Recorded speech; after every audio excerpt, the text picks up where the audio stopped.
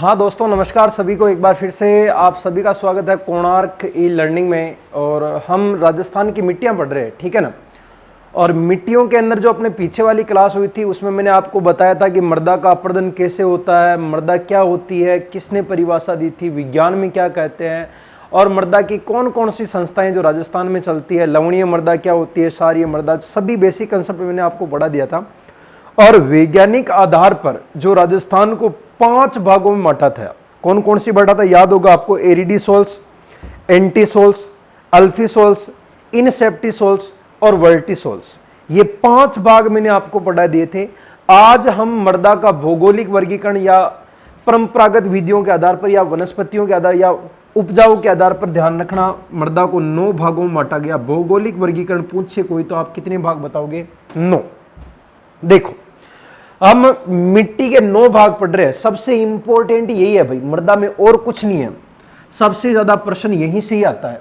कहां कहां से आता है, कौन कौन से भाग है। पहले मैं आपके भाग बना देता हूं। देखो, 9 भागों में से सबसे पहला भाग है बेटा यहां से इधर, ये वाला भाग। दूसरा वाला भाग है बेटा यहां से इधर, ऊपर वाला भाग ये वाला है। फिर दूसरा भाग है बेटा यहां से इधर। फिर एक भाग यहां से इधर।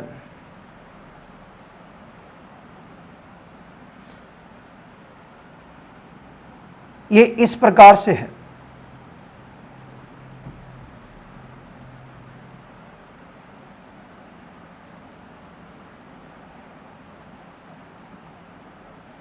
देखो, 1 2 3 4 5 6 7 8 और एक यहां पर है, ये वाला भाग। ऐसे कैसे ही नोट्स बना लेना आप, मैप लाना, मैप के अंदर अपने कॉपी में ऐसे कैसे ही भर देना। ये अपने राजस्थान में मिट्टियों के 9 भाग है भाई। 9 भाग कौन कौन से? पहला, दूसरा, तीसरा, चौथा, पांचवा, छठा, सातवां, आठवां और 9वां, ये 9 भाग है। देखो, सबसे पहले मैं बात करता हूं, ये राजस्थान की दिशा कौन सी हो जाएगी? आप कहोगे गुरुजी उत्तर, ठीक है। ये राजस्थान की दिशा कौन सी हो जाएगी? आप कहोगे गुरुजी दक्षिण, ठीक है। ये कौन सी हो जाएगी? आप कहोगे गुरुजी पूरब। और इधर वाली दिशा कौन सी हो जाएगी मुन्ना? पश्चिम, ठीक है।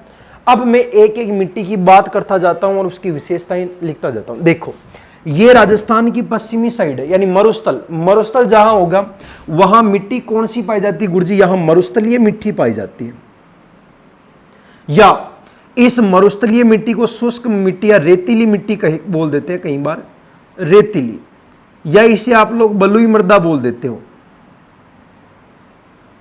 इधर जो जैसलमेर बीकानेर वाला जो भाग है ना, जैसलमेर, बीकानेर, बाड़मेर, इधर सीकर, चूरू, तो चूरू का भाग है थोड़ा बहुत। यहां तक आपके मिट्टी कौन सी पाई जाती है? रेतीली बलुई मृदा। अब देखो सुनो, रेतीली बलुई मृदा की विशेषता क्या क्या है। पहली विशेषता, इस मिट्टी के कण होते हैं सबसे मोटे, ठीक है ना। मिट्टी के कण मोटे होते हैं तो नमी सोख जाती है मिट्टी, जैसे कि कण, जैसे कि मैं आपको बताऊं, जैसे ये मिट्टी है, ये मिट्टी का कण बड़ा बड़ा है। अब ऊपर से पानी ये कणों के बीच में से होकर के धरती के अंदर चला जाता है। ये मिट्टी नमी सोख लेती है, ठीक है ना। नमी को रोक नहीं पाती, यहां पर ये गिली नहीं होती है, नमी को रुकती नहीं है, अंदर चली जाती है। इसलिए नमी नहीं रुकती है। कि क्या कारण है नमी नहीं रुकने का? तो इस मिट्टी के कण क्या होते हैं? मोटे। एक ध्यान रखना बेटा, इस मिट्टी के अंदर किसकी मात्रा ज्यादा पाई जाती है? अपने तो कैल्शियम की मात्रा ज्यादा पाई जाती है, फास्फोरस की मात्रा ज्यादा पाई जाती है। कैल्शियम तथा फास्फोरस की मात्रा कम पाई जाती है, जिसके कारण ये मिट्टी क्या हो गई साथियों? तो अनउपजाऊ हो गई। हाँ, अनउपजाऊ मिट्टी एक तरीके से है, उपजाऊ नहीं है। यह मिट्टी खराब है भाई, ये राजस्थान की सबसे अनउपजाऊ मिट्टी है।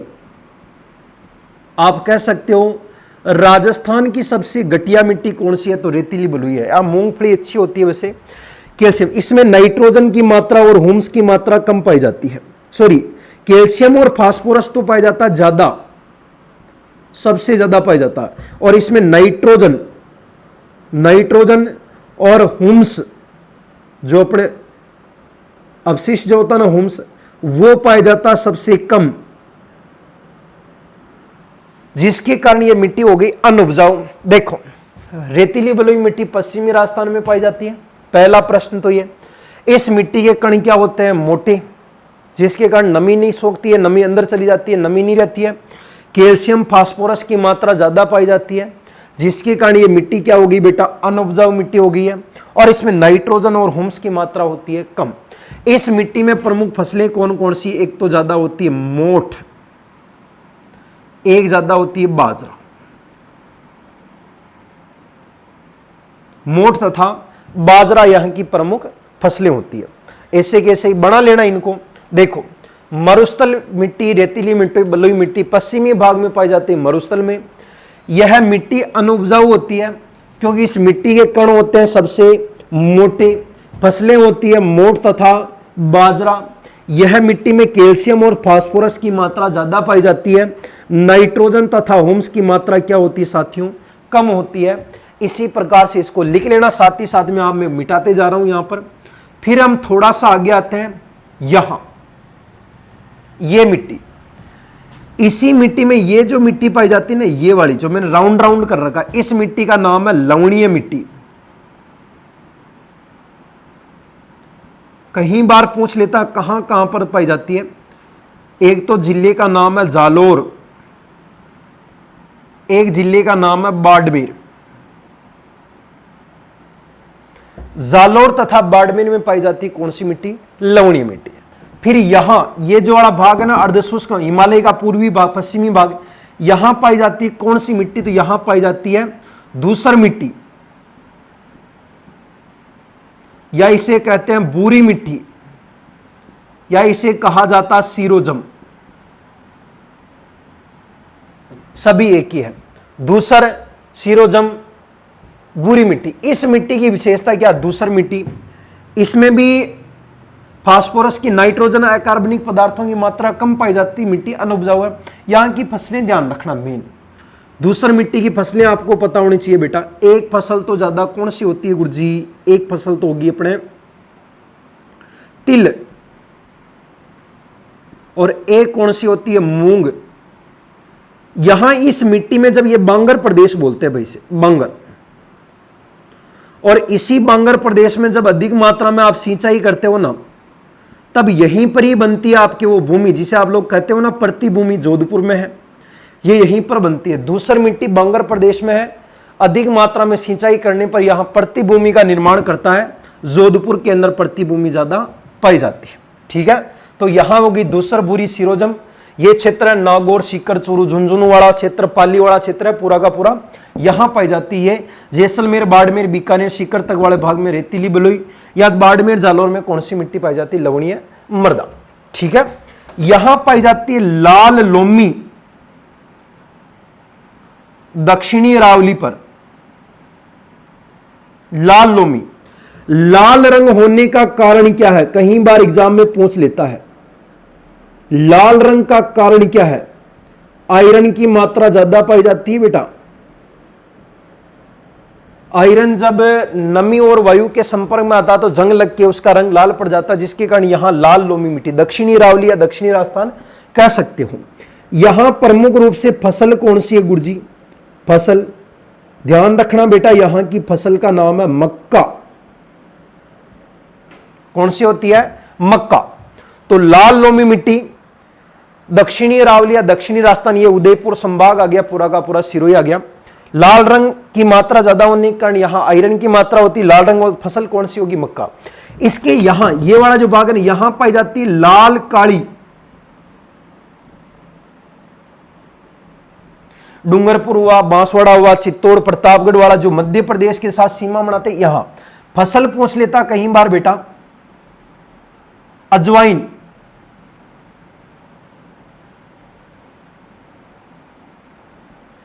ठीक है, यहां फसल कौन सी होती है, अजवाइन।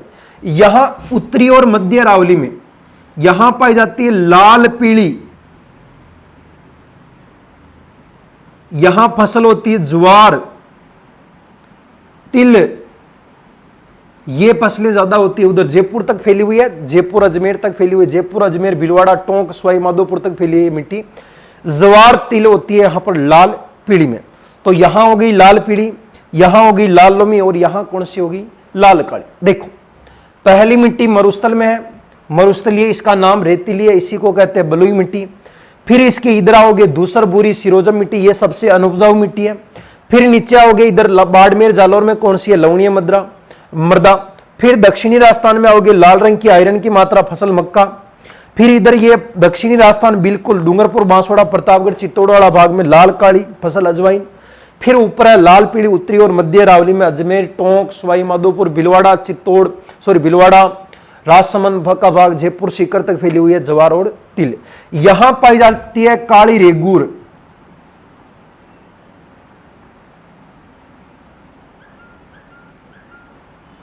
बहुत इंपॉर्टेंट, देखो इस मिट्टी का निर्माण ज्वालामुखी से हुआ है साहब। कपास के लिए ज्यादा प्रसिद्ध है, इसे कहीं बार आप लोग काली कपासी भी बोल देते हो, ठीक है। राजस्थान की दूसरी सबसे उपजाऊ,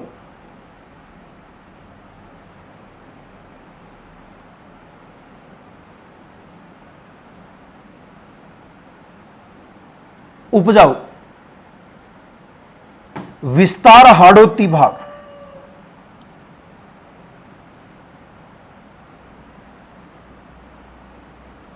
कोटा संभाग हो गया पूरा का पूरा। यह है आपके काली रेगुर। काली रेगुर मिट्टी का निर्माण ज्वालामुखी से हुआ। कपास के लिए ज्यादा प्रसिद्ध है। कपास होती है, अफीम होती है, सोयाबीन होती है, गन्ना होती है, चावल होती है, लेकिन मेन कपास है। कपास के बाद में आप लोग कह सकते हो सोयाबीन, लिखो तो लिख देना, और अफीम, गन्ना, चावल, ये यहां की प्रमुख फसलें होती है।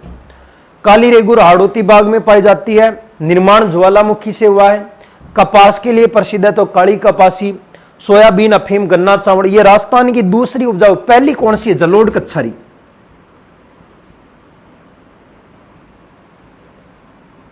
ये जो आपका मैदान है ना, यहां पाई जाती है जलोढ़ कच्छारी। ये राजस्थान की सबसे उपजाऊ मिट्टी है।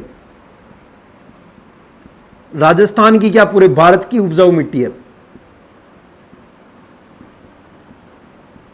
उपजाऊ, ठीक है। निर्माण नदियों से,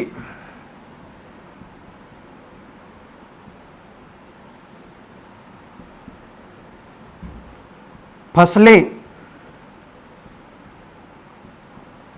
गेहूं, जौ, सरसों, चना, विस्तार, भरतपुर संभाग। थोड़ा सा ध्यान रखना, यह राजस्थान की दूसरी उपजाऊ है, यह राजस्थान की सबसे उपजाऊ जलोढ़ कच्छारी। क्या नाम बेटा, जलोढ़ कच्छारी बोलोगे आप, जलोढ़ कच्छारी मृदा। जलोढ़ कच्छारी राजस्थान की और भारत की दोनों की सबसे उपजाऊ मिट्टी है। विस्तार पूर्वी मैदान में, निर्माण नदियों से हुआ है। गेहूं, जो, सरसों, चना प्रमुख फसलें हैं। विस्तार भरतपुर संभाग। अब देखो ये भी दो प्रकार की होती है। एक तो होती है खादर, जो नवीनतम जलोढ़ होती है, नवीनतम, उसे तो कहा जाता खादर। एक होती है बांगर, जो पुरानी जलोढ़ होती है ना बेटा, पुरानी जलोढ़, उन दोनों का अलग अलग नाम है। देखो नवीनतम जलोढ़ तो कहते हैं खादर, पुरानी को कहते हैं बांगर। इसको ऐसे ध्यान रखना, खान बापू। खादर नई मिट्टी, बांगर पुरानी मिट्टी। खान बापू, खादर नई मिट्टी, बांगर पुरानी मिट्टी। तो जलोढ़ भी दो प्रकार की होगी, खादर और बांगर। नवीनतम जलोढ़ खादर, पुरानी जलोढ़ बांगर। नवीनतम खादर, पुरानी बांगर।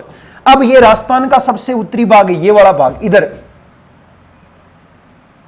गग्गर नदी का जो क्षेत्र है ना, पाट नाली जिसे आप लोग बोलते हो, गग्गर बेसिन,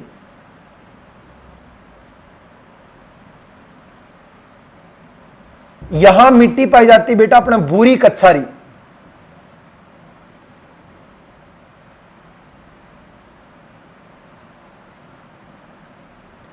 यह उत्तरी भारत की सबसे उपजाऊ है, सॉरी उत्तरी राजस्थान की।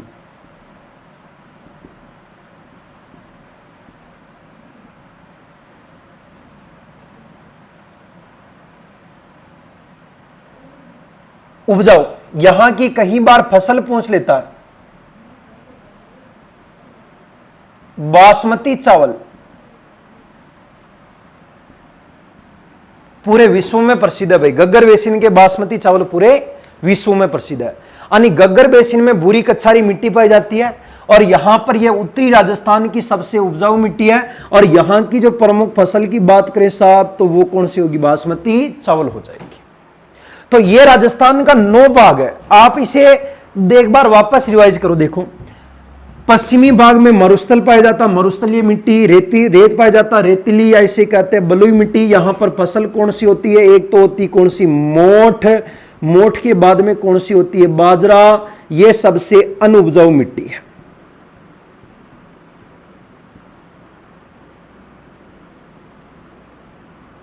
देखो, लवणता को दूर करने के लिए किसका प्रयोग किया जाता है? तो लवणता को दूर करने के लिए रोग फास्फेट का, और क्षारीयता को दूर करने के लिए जिप्सम का प्रयोग किया जाता है। तो मरुस्थल में रेतीली बलुई मिट्टी है, तो मोठ बाजरा फसल है यहां की अनुपजाऊ है।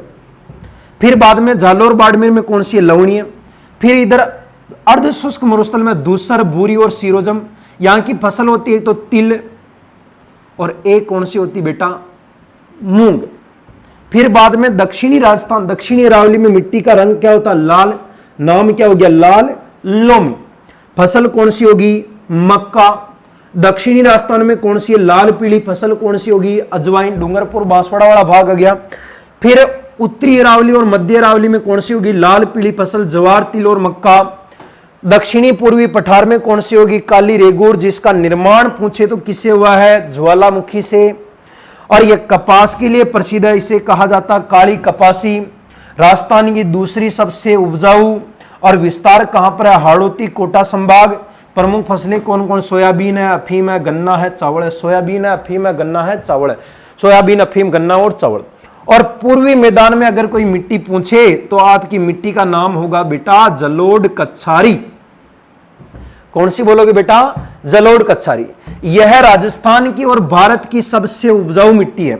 यह दूसरी उपजाऊ, यह सबसे यह अनुपजाऊ है। जबकि उत्तरी राजस्थान की सबसे उपजाऊ मिट्टी कौन सी होगी? भूरी कछारी। विस्तार कहां पर है? गग्गर बेसिन। यह उत्तरी राजस्थान की सबसे उपजाऊ मिट्टी है। फसल कौन सी होगी? बासमती चावल। तो यहां जलोढ़ कछारी 2 प्रकार की होती है। पुरानी को कहते हैं बांगर, नवी को कहते हैं खादर, खान बापू।